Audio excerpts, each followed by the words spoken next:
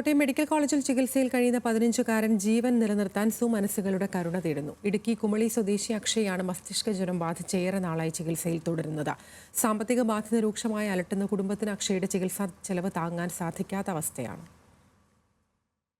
Type 1 diabetic കൂടി fix വന്ന് വീണതോടെയാണ് അക്ഷയുടെ അസുഖം ആദ്യം അറിയുന്നത്. മസ്തിഷ്ക ജ്വരം മൂർച്ഛിച്ച അവസ്ഥയിലാണ് കുട്ടിയെ ആദ്യം പാലായിലുള്ള സ്വകാര്യ ആശുപത്രിയിലേക്ക് കൊണ്ടുപോയത്. തുടർന്ന് വെന്റിലേറ്ററിന്റെ സഹായത്തിൽ ജീവൻ നിലനിർത്തിയിരുന്ന കുട്ടിയുടെ പ്രതിദിന ചികിത്സാ ചെലവ് താങ്ങാൻ വയ്യാതെയായതോടെ കുട്ടിയെ കോട്ടയം മെഡിക്കൽ കോളേജിലേക്ക് മാറ്റി. കഴിഞ്ഞ 3 മാസത്തിലേറെയായി അക്ഷയുടെ ചികിത്സ തുടരുകയാണ്.